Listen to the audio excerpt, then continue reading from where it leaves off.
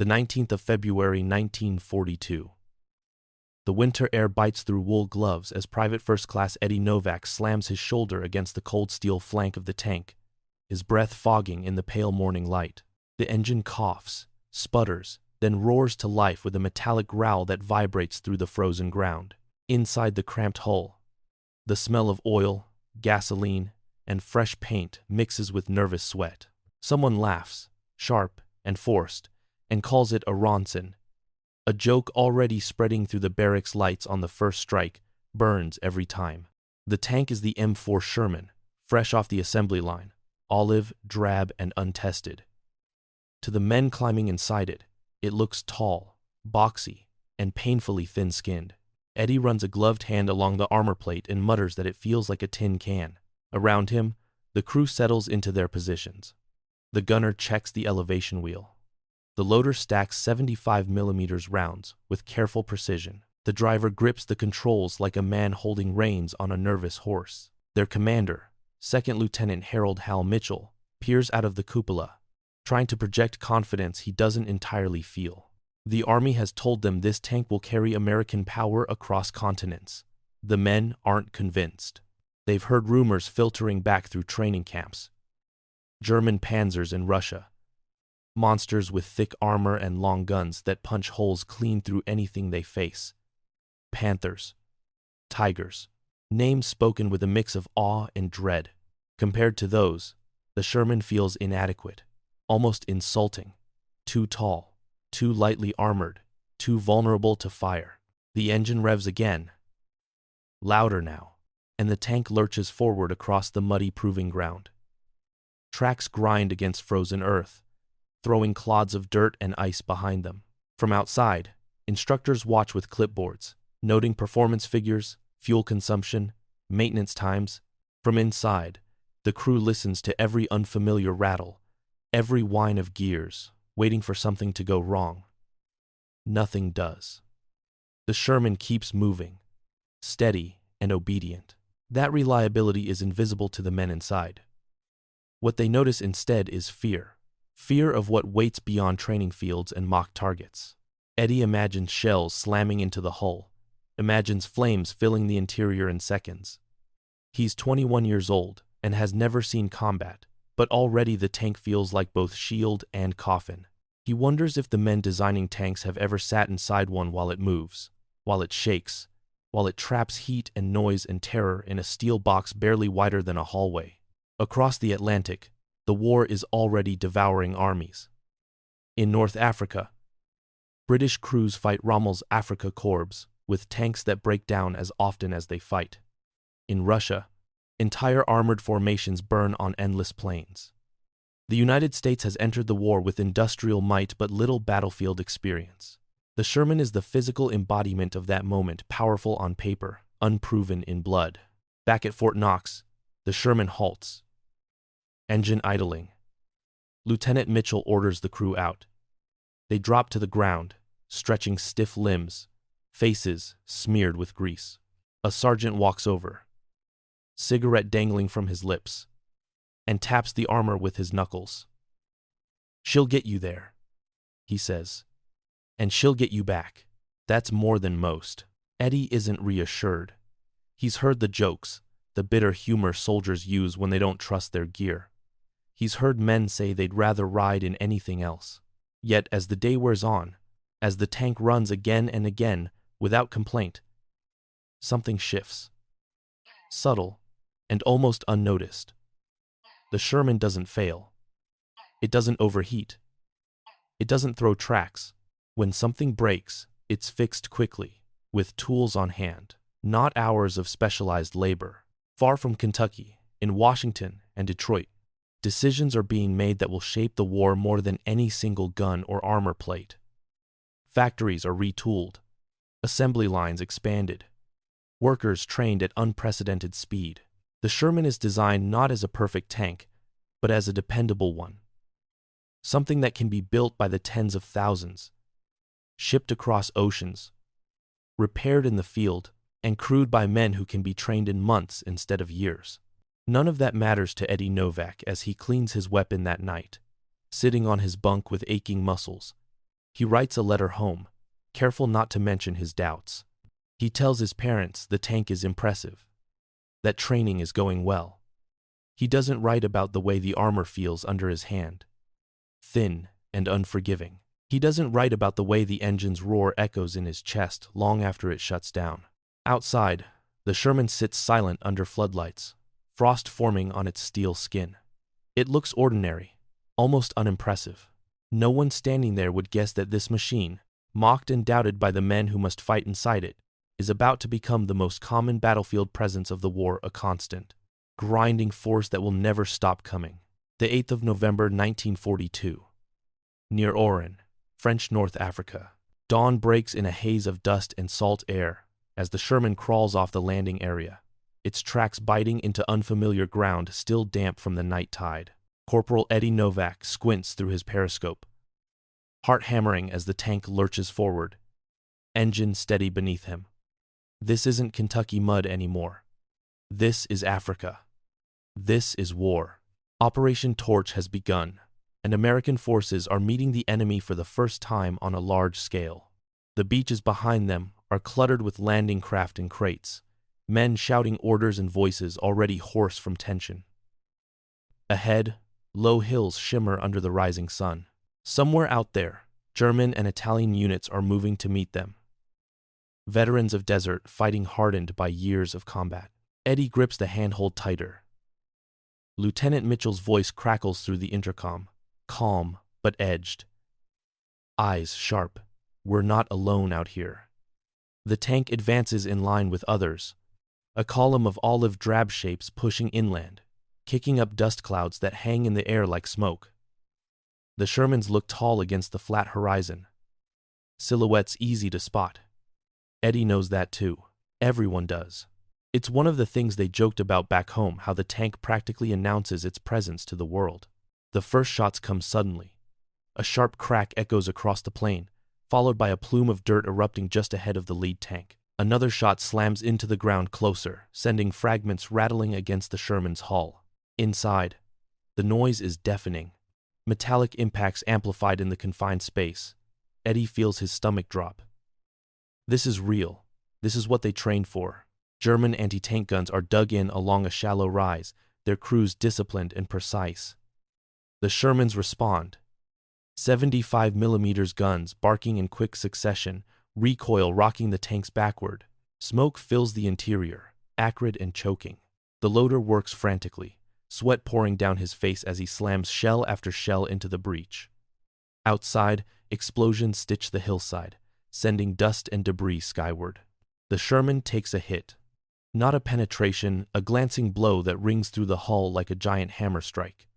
Eddie's teeth clack together as the tank shudders. For a split second, he expects flames, screams, chaos. Instead, the engine keeps running. The tank keeps moving. The armor holds. Someone laughs, hysterical and loud, and then swears. And then they're all shouting at once, until Mitchell snaps them back into order. They push forward, closing the distance. German gunners fall back under the pressure, abandoning positions as the Shermans crest the rise.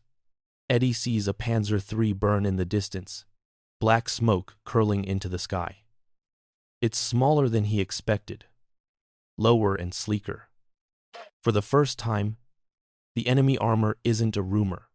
It's right there, wrecked and silent. By midday, the battlefield is littered with twisted metal and churned earth. The Shermans halt, engines idling, crews emerging cautiously. Some tanks are damaged, scarred by hits that dented armor and cracked welds. Others burn, thin columns of smoke marking where crews didn't get out in time. Eddie stands beside his tank, helmet pushed back, staring at the wreckage. The jokes feel distant now, tasteless. This machine kept him alive. Barely. Maybe. But enough. Word spreads quickly among the units. The Sherman isn't invincible. Everyone knows that now. German guns can kill it. Mines can cripple it. But the tank did something else that day. Something less dramatic but just as important. Even tanks hit and damaged were often back in action within hours, repaired by crews and maintenance teams working under the sun with whatever tools they had. Engines were accessible, parts interchangeable, problems solvable. As the campaign continues inland, the pattern repeats.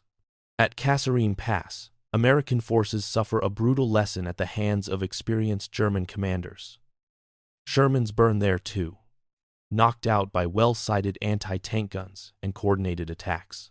Eddie's unit retreats under fire, dust and smoke blinding, the sound of impacts echoing like thunder. The Sherman's thin armor offers little comfort when shells punch through, when flames erupt inside with terrifying speed. Yet even after Kasserine, the Shermans come back. The German tanks they face are formidable, but they are few. When a panzer breaks down, it often stays broken, waiting for specialized parts or trained mechanics that never seem to arrive. The Sherman, by contrast, is everywhere, always another one coming over the horizon. Eddie begins to notice it in the small moments. How the engine starts reliably every morning, even after cold desert nights. How the suspension handles rough ground without constant failure. How they can replace a damaged track link in the field and be moving again before dusk. These things don't make headlines. They don't win glory. But they keep the pressure on, day after day.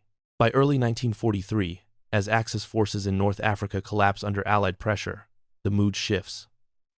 The Sherman hasn't silenced all criticism. Crews still curse its armor, its height, the way it burns when penetrated. But there's a grudging respect now, born of survival. On a quiet evening near Tunis, Eddie sits on the hull, boots dangling, watching the sun sink behind the hills. Humming softly as it cools, he lights a cigarette with shaking hands and exhales slowly. He thinks about the men who didn't make it, about the burned-out hulks dotting the desert.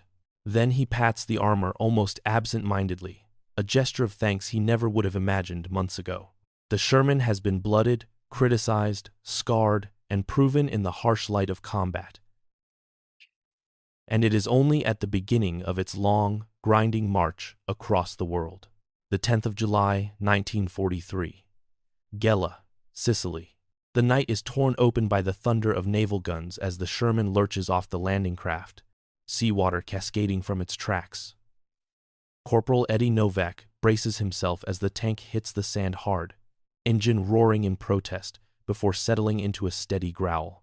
Tracer fire arcs across the darkness inland, red lines slicing through smoke and dust. Sicily is awake, and it is not welcoming. Operation Husky is chaos in motion. Infantry scramble forward, shouting over the noise, while tanks struggle to orient themselves on unfamiliar terrain under fire. Eddie peers through his vision block, catching flashes of movement among low stone walls and olive groves. German and Italian defenders are dug in, using the terrain expertly, turning every field into a potential trap. The Sherman feels big here, clumsy, its height a liability among narrow roads and terraced hills. A sudden impact slams into the turret, jolting Eddie sideways. The sound is like a church bell struck with a sledgehammer. "Hit!" someone yells, panic cutting through discipline. The interior fills with dust and flakes of paint raining down from the ceiling. The engine stutters, then steadies again. Another glancing blow. They are still alive. Lieutenant Mitchell orders the tank forward, voice tight but controlled. The gunner lays the 75mm on a muzzle flash in the distance and fires. The recoil rocks the turret, shell casing clanging to the floor. Outside, a German anti-tank gun disappears in a cloud of smoke and debris. Infantry surge past, using the Sherman's bulk as moving cover. Eddie realizes, in that moment, that the tank isn't just a weapon. It's a shield. Imperfect, but essential. The fighting around Gela is brutal and close. German armored counterattacks punch toward the beaches. Panzer IVs emerging from the darkness with long guns flashing. Shermans meet them head-on, often outmatched in firepower. Eddie watches through the periscope as a nearby Sherman is struck square in the hull. Flames erupt instantly, a horrifying bloom of orange and black. The crew bails out, some of them on fire, others dragging wounded comrades through the sand. The smell of burning fuel and flesh hangs in the air. After the battle, anger replaces fear. Crews gather around their tanks, voices raised, cursing the armor, the ammunition storage, the decisions made far from the front. Eddie hears men talk about wet stowage, about moving shells to reduce fire risk. He hears mechanics and officers discussing field modifications, extra armor welded on, sandbags piled on the hull despite orders warning against it. No one cares about doctrine when survival is at stake.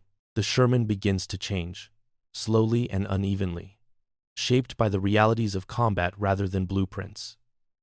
Crews add spare track links to the front, hoping the extra steel might stop a shell.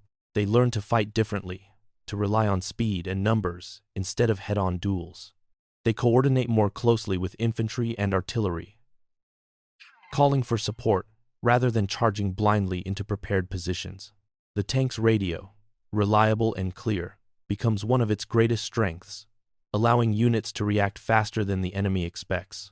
As the campaign moves inland, through dust-choked roads and shattered villages, the lessons accumulate. In the hills near Troina, Shermans struggle up narrow passes under constant fire. Eddie's tank grinds forward in low gear, showering the hull with fragments. The driver curses as the tracks slip on loose rock. But the tank keeps climbing, relentless. German forces fight skillfully, using terrain and superior guns to maximum effect, but they are stretched thin. When a panzer breaks down on a mountain road, it often stays there, an immobile obstacle. When a Sherman throws a track or suffers engine trouble, a recovery vehicle appears. Crews work through the night, and by morning the tank is back in line. The difference isn't glory or technical perfection, it's endurance. Eddie begins to notice the quiet professionalism of the maintenance crews, men who rarely see combat but live just as close to danger. They crawl under tanks while shells whistle overhead, hands black with grease, faces set in grim focus.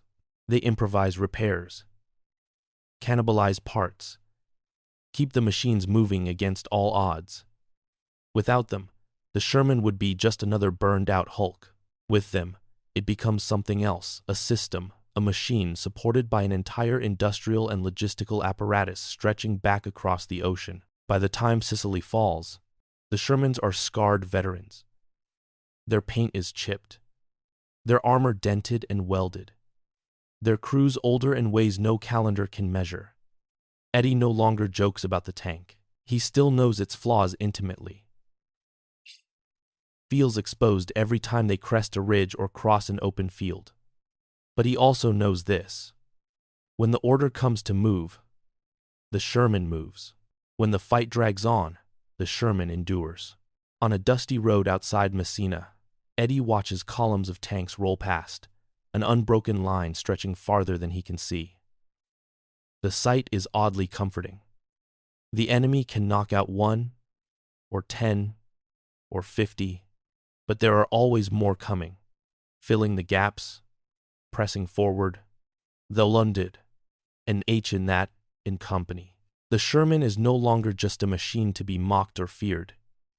It is becoming a constant presence, reshaped by combat and adaptation, learning the hard lessons of war alongside the men who fight inside it.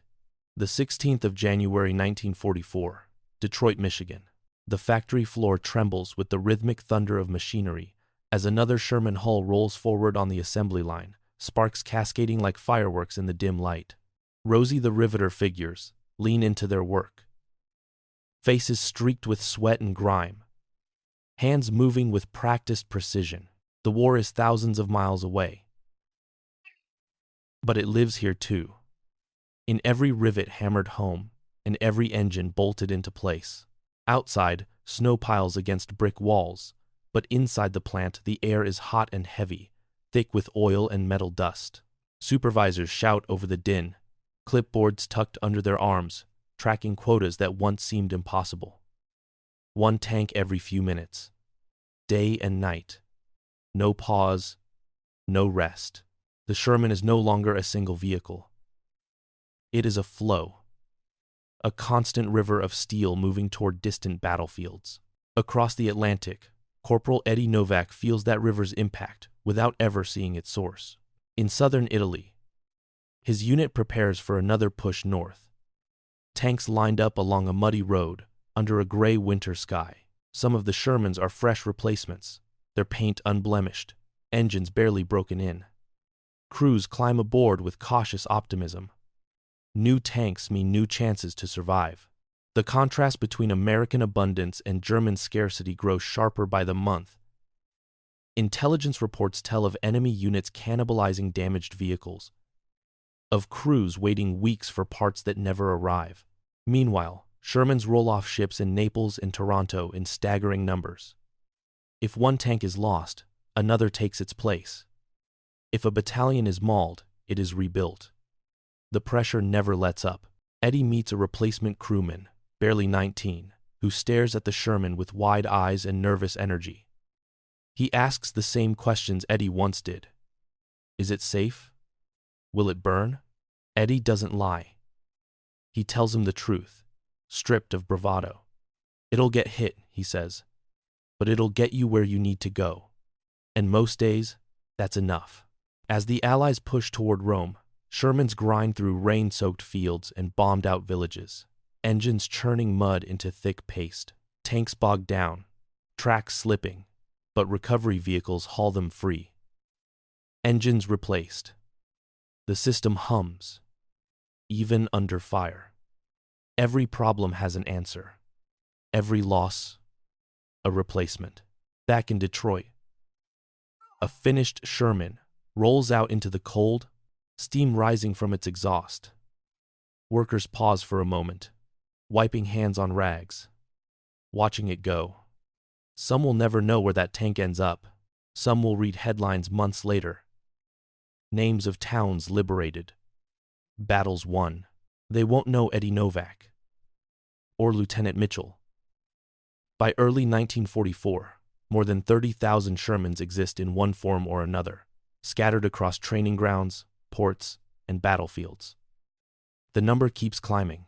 It becomes a statistic so large it loses meaning until you stand on a road in Italy or England and watch tank after tank roll past, engines synchronized like a heartbeat. Eddie feels it most in the waiting. Between battles, as the tank idles and the crew eats cold rations, there is a sense of inevitability.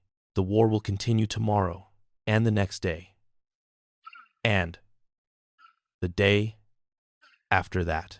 And the Sherman will be there, every time, a familiar shape against unfamiliar landscapes. When orders finally come to redeploy, whispers spread of a new front, of France, of a massive invasion being prepared across the channel. Eddie looks at his tank, battered but dependable, and wonders how many more beaches it will climb, how many more roads it will tear up. He no longer doubts that it will be there when needed. The Sherman's greatest weapon is not its gun or its armor, but the relentless force of an industry that refuses to let the fighting stop. The 6th of June, 1944. Omaha Beach, Normandy, France. The ramp slams down into surf and sand as the Sherman surges forward, engines screaming against the weight of water and steel. Waves crash against the hull, seawater sloshing over the bow, as machine gun fire rips across the beach in long, murderous bursts. Corporal Eddie Novak grips the edge of his seat, teeth clenched, as the tank grinds free of the landing craft and onto French soil. Smoke blankets the shoreline, thick and choking, punctured by explosions that fling sand and debris skyward. Infantry scatter, some advancing, some pinned down flat against the beach. Eddie catches glimpses of bodies in the surf, helmets bobbing like flotsam. The Sherman is supposed to be support, a moving fortress to break German strongpoints, but here it feels exposed. Enormous. A target too obvious to ignore. A shell slams into the sand just meters away, rocking the tank violently.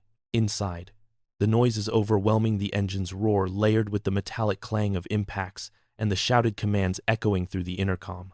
Lieutenant Mitchell's voice cuts through it all, steady despite the chaos. The tank crawls up the beach, tracks churning wet sand into slurry. German anti-tank guns open fire from concealed positions along the bluffs, their shots precise, and deadly. A Sherman to the left erupts in flame as a round penetrates its side. Eddie flinches, heart pounding, waiting for the same fate. Instead, their tank lurches onward, miraculously untouched for now. Reaching the shingle, the Sherman pivots, gun elevating toward a concrete bunker overlooking the beach. The 75mm round slams into the embrasure, blasting concrete and steel outward in a cloud of dust. Infantry surge forward, using the tank's bulk as cover, hugging its sides as it advances. Eddie realizes they are no longer alone inside the steel hull. Lives outside depend on their movement, their courage, their luck. By midday, the beachhead is tenuously secure. Burned-out vehicles litter the sand, twisted and smoking. The Shermans that survive push inland, navigating narrow roads hemmed in by hedgerows taller than houses. The bocage is a nightmare, dense earth banks topped with thick vegetation that blocks vision and funnels tanks into deadly ambushes. German infantry armed with Panzerfausts lurk just beyond sight, waiting for the perfect moment. The first ambush comes without warning. A blast rocks the Sherman as a shaped charge detonates against the side armor. The tank shudders, lights flicker, but the armor holds. Eddie's ears ring as the crew reacts instantly. Turret slewing, machine guns spraying hedgerow edges with fire. Infantry rush forward, grenades arcing into the greenery. The threat is eliminated, but the message is clear. Normandy will not be a sweeping advance. It will be a brutal crawl. Days turn into weeks of grinding combat. Shermans push through sunken lanes under constant threat, engines idling at crossroads as crews scan for movement. Losses mount. Panthers and Tigers appear with terrifying suddenness, their long guns punching through Shermans at ranges where return fire is ineffective. Eddie watches a Panther knock out two tanks in rapid succession, their hulls burning fiercely. The nickname Ronson resurfaces, whispered with bitterness. Yet the Shermans keep coming.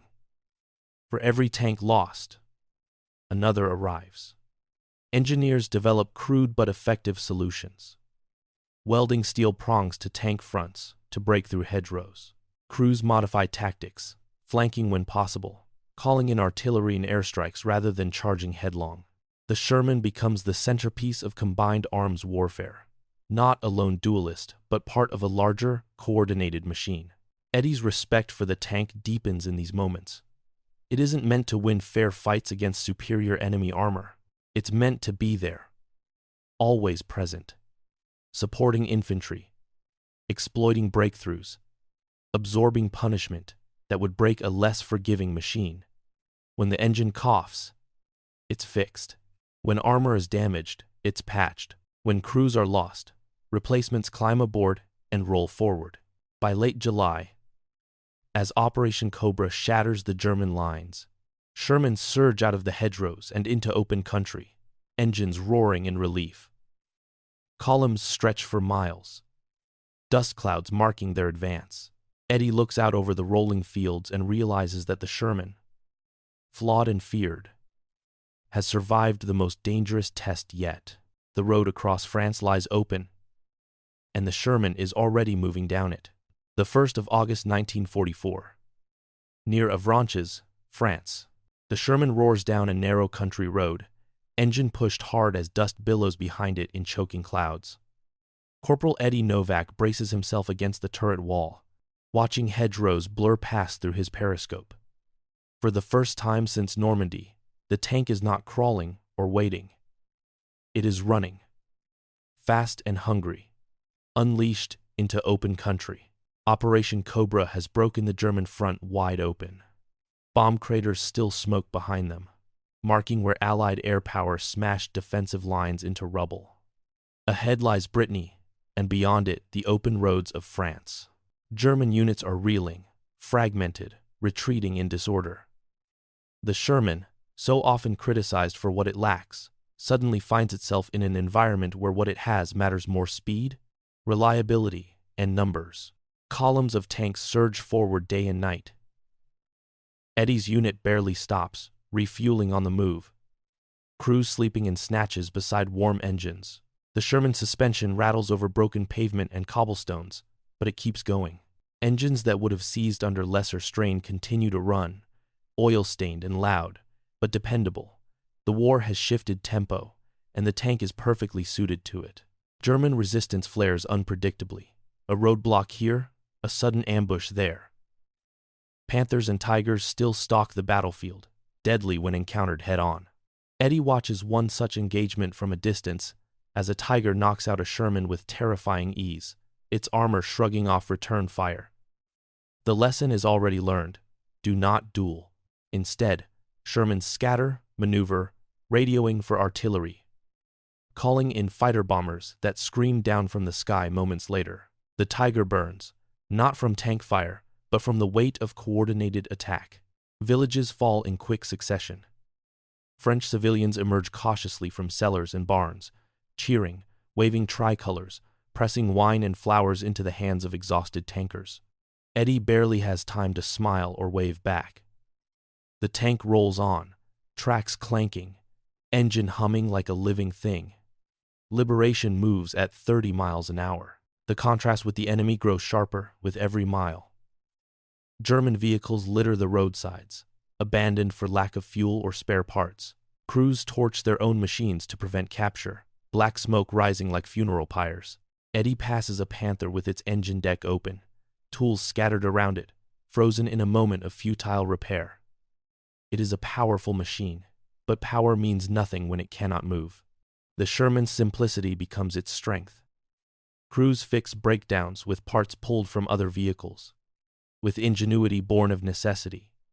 If a tank is lost, another fills its place by morning. Entire armored divisions maintain momentum that German commanders can no longer match. The battlefield stretches, and the enemy cannot keep up. As August wears on, the pursuit turns brutal.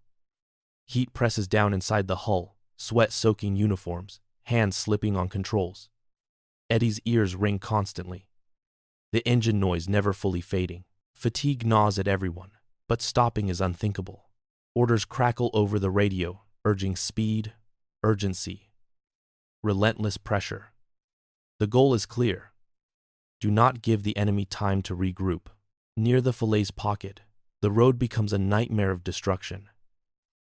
Wrecked vehicles, dead horses, abandoned guns clog every path. The smell is overwhelming.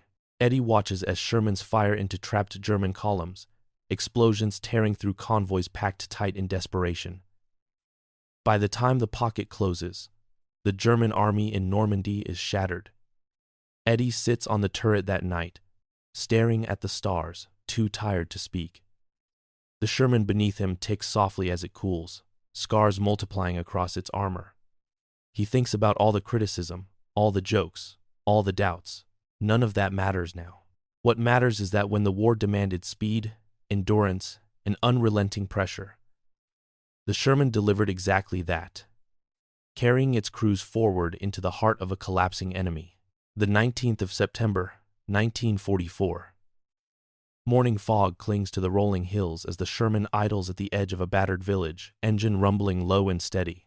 Corporal Eddie Novak peers through his periscope, breath held, scanning rubble-strewn streets where shattered stone walls and burned-out buildings create a maze of shadows.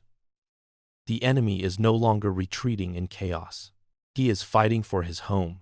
A sudden flash erupts at the far end of the street. Flames explode outward, black smoke pouring skyward. Eddie's stomach knots. There is no doubt about what did it. Panther. Lieutenant Mitchell's voice snaps through the intercom. Reverse! Reverse! Get out of the street! The driver slams the controls, and the Sherman jerks backward, tracks screeching against broken stone. Another shot whistles past, close enough that Eddie feels the pressure wave through the hull. The Panther's gun dominates the street, longer and deadlier than anything the Sherman carries. This is the fight everyone feared. German heavy armor, dug in, well-sighted, waiting. Tigers appear like iron gods on ridgelines, their thick armor nearly impervious from the front. Panthers lurk at medium range, their sloped plates deflecting shots that would kill lesser machines. The Sherman is outclassed here, and everyone knows it. Yet the Shermans do not retreat from the war. They adapt again. Eddie's unit spreads out, refusing to bunch up. Radios crackle constantly, relaying sightings, coordinates, requests. Smoke rounds bloom across fields and streets, obscuring enemy vision. Artillery thunder answers the call.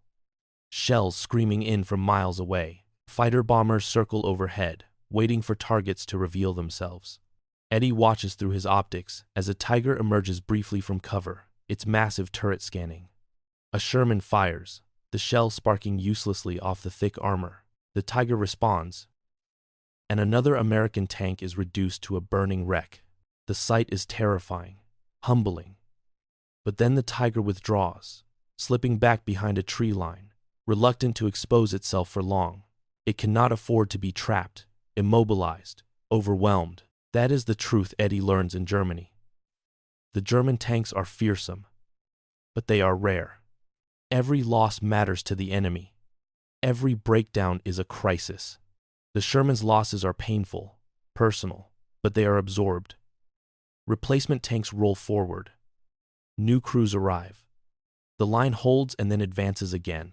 In the ruins outside Aachen, Shermans support infantry street by street, blasting openings through walls, providing cover with machine gun fire.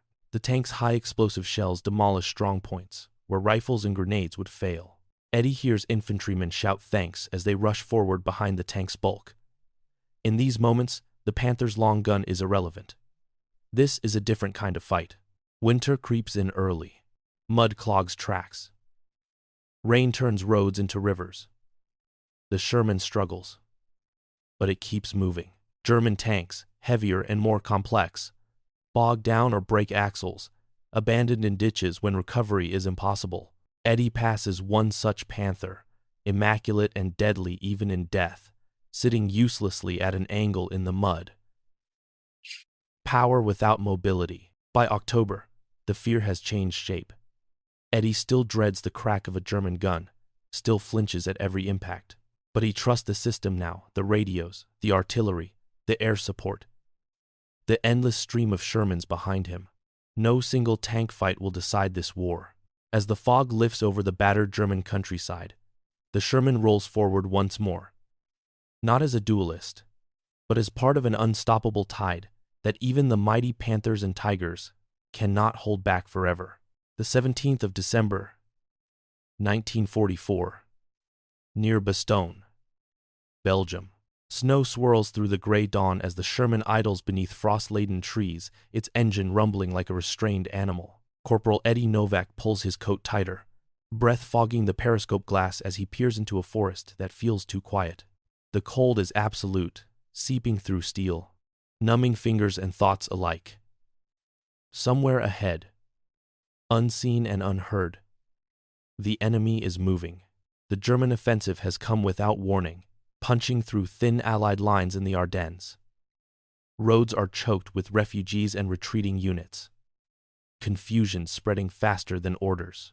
Eddie's unit has been rushed north, Shermans grinding through snow and ice. Men shiver inside steel hulls that offer little warmth and no comfort.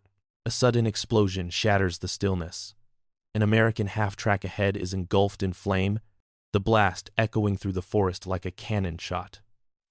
German infantry surge from the trees, shouting, firing Panzerfausts at close range. Eddie feels the tank jolt as something detonates against the hull, the impact rattling his bones. All around us, someone yells, panic close to the surface. The Sherman responds instinctively, turret swinging, machine guns chattering into the woods. Branches snap, snow falls in showers as bullets tear through cover. The 75mm fires point blank into a tree line, the blast flattening saplings and throwing bodies backward. Infantry cling to the tank's sides, using it as the only solid thing in a collapsing world. German armor appears like a nightmare made real. Panthers loom between trees, their engines growling, guns flashing in the half-light. Eddie watches a Sherman to the right take a hit and burst into flames, the fire burning bright against the snow. The contrast is horrifying. Cold and fire, silence, and screaming, all colliding in an instant. Retreat is impossible. Roads are blocked, fuel scarce, orders confused. So the Shermans dig in where they can. Hulls angled behind embankments, engines running constantly to keep from freezing solid, crews sleep in shifts, boots never removed, weapons always close. The tank becomes shelter, heater, and weapon all at once. Days blur together in the frozen chaos. Eddie loses track of time, measuring it instead by attacks repelled and nights survived. The Sherman's reliability becomes a matter of life and death. When engines fail, tanks are abandoned and crews fold into other units. When Shermans keep running, they form the backbone of stubborn defenses that refuse to break. Near Bastogne, the pressure is relentless. German artillery pounds positions day and night. Snow turns pink and brown, trampled into filth by boots and tracks. Eddie's ears ring constantly, his hands cracked and bleeding from cold and metal. Still, when the order comes to move, the Sherman answers, coughing, roaring, and rolling forward once more. Relief finally arrives in the form of fresh units and clear skies. Allied aircraft return, strafing German columns, bombing supply lines already stretched thin. The enemy offensive slows, then falters. Eddie watches abandoned German tanks sit silent in the snow. Fuel gone, crews vanished. The Sherman, battered and filthy, still runs. As Christmas passes in the frozen woods, Eddie leans against the warm engine deck, staring at a sky finally free of smoke. He knows the war is not over, but something fundamental has shifted. The Sherman has endured the worst winter battle yet, proving once again that survival, not perfection, is what wins wars. The 7th of March, 1945. Near the Ludendorff Bridge, Remagen, Germany, the Sherman rattles down a debris-strewn road toward the Rhine, its engine humming with a strained but familiar rhythm. Corporal Eddie Novak peers through his periscope at a sight no one expected to see: the great steel arch of the Ludendorff Bridge still standing, smoke curling from shattered girders as artillery bursts around it. The river glints cold and wide beneath, the last great natural barrier before the heart of Germany. Orders crackle over the radio, urgent and almost disbelieving. Bridge is intact. Move now. The tank surges forward, tracks clanking louder as the crew realizes what this means. There will be no pause, no careful buildup.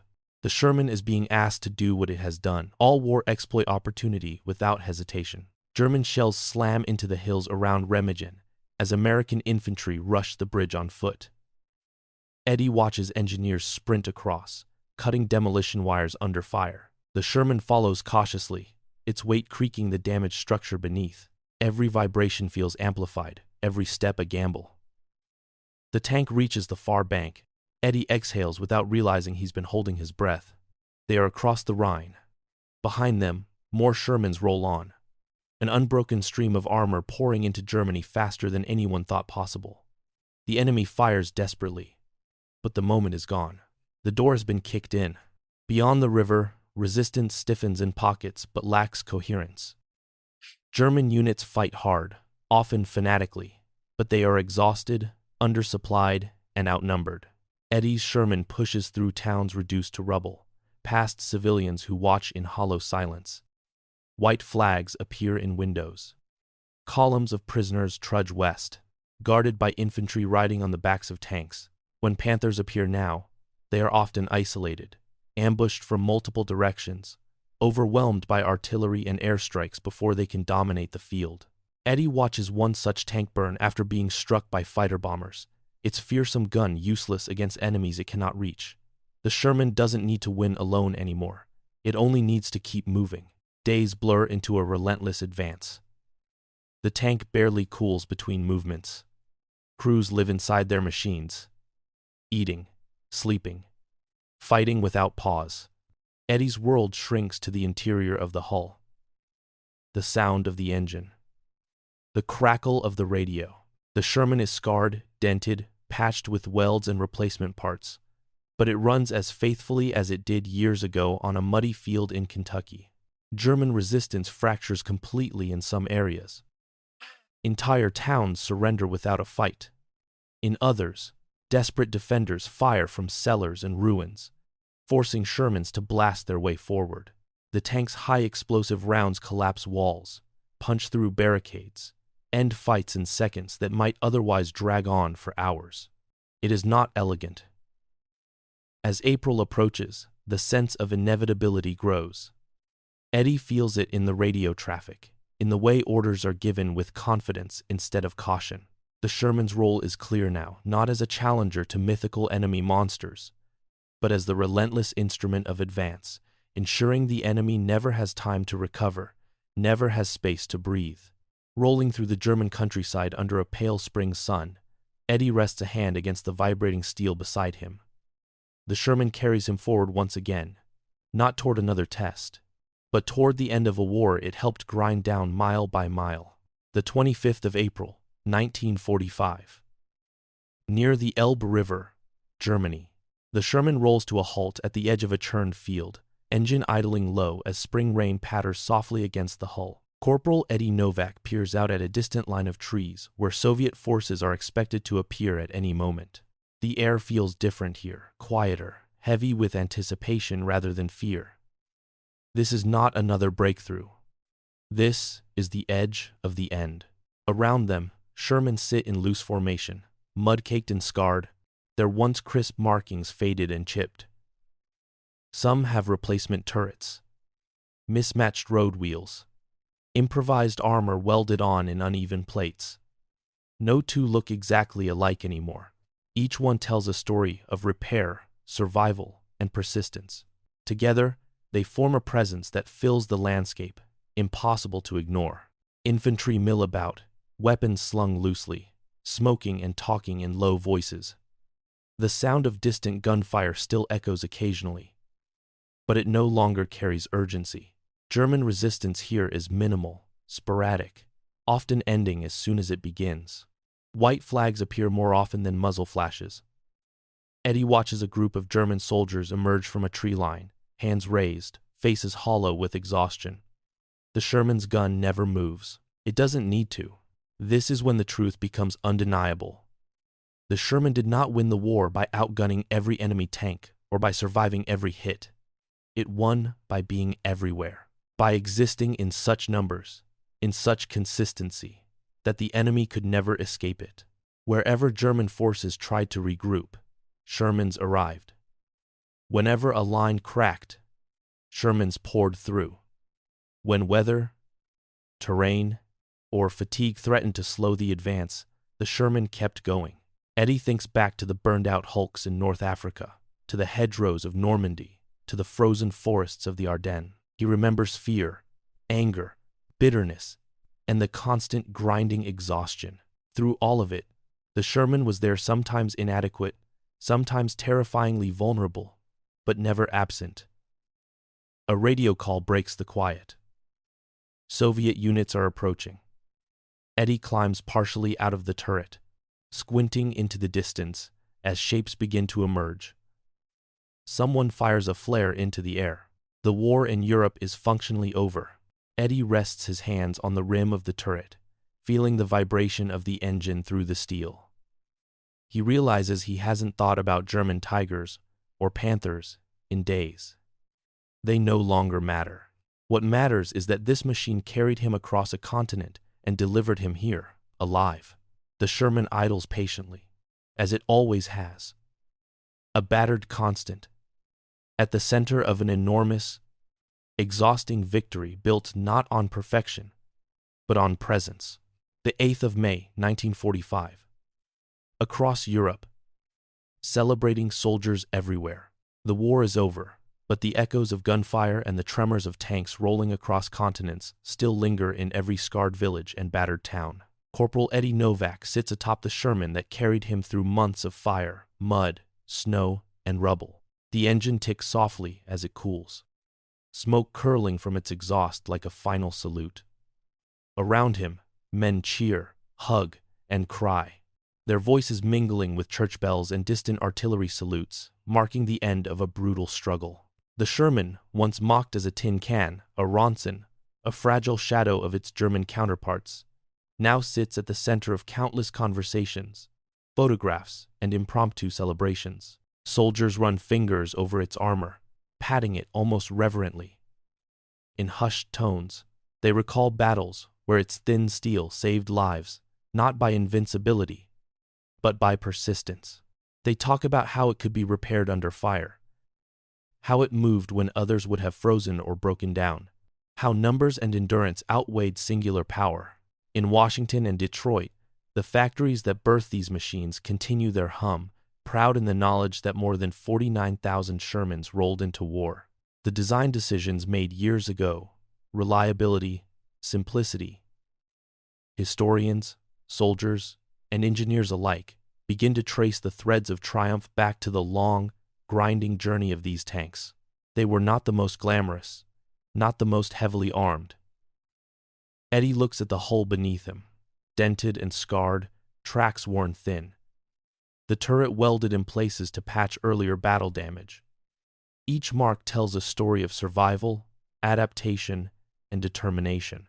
He remembers North Africa, Sicily, Normandy, the Ardennes, and finally crossing into Germany. Every mile driven, every enemy encounter survived, adds weight to the simple truth. The Sherman was more than metal. It was the backbone of victory. Other nations built heavier, faster, deadlier tanks. Some excelled in isolated duels, others in theoretical superiority. But only the Sherman delivered the combination of numbers, reliability, and adaptability required to sustain continuous pressure across vast fronts. Eddie understands now why it became central to the American approach. Not the best in every category, but the one that could be everywhere at once, never stopping, never yielding. In the streets of liberated towns, children climb atop hulks with wide eyes, mimicking soldiers. Old men point out battle scars and share whispered stories of survival. The Sherman is no longer just a machine. It is myth, legend, and reality all in one. An enduring symbol of a nation's industrial might, the courage of its soldiers, and the relentless push toward victory. Eddie Novak climbs down from the turret, boots crunching on shattered cobblestones. Around him, comrades shake hands with former foes, exchange laughter, tears, and letters. The Sherman remains, silent but monumental, bearing witness to all they endured.